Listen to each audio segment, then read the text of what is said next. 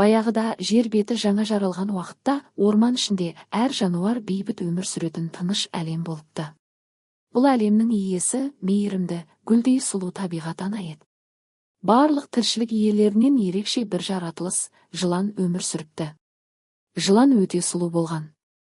Сұлулығына сенген ол, өзінен басқаларды менсінбей, паңданып жүретін. Бір күні тасбақа балаларына азық әкеле жатса, жылан оны тоқтатып, тамағын тартып алады.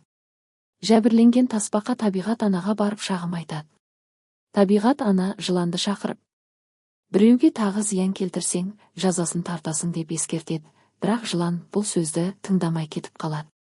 Бірде жануарлар су ішу үшін кезекте тұрғанда, жылан тағы да паңданып кеп, басқаларға жәбір көрсетіп кезексіз су ішеді. Бұл жайтты табиғат ананың уәзірі сауысқан көріп, табиғат анаға жеткізеді.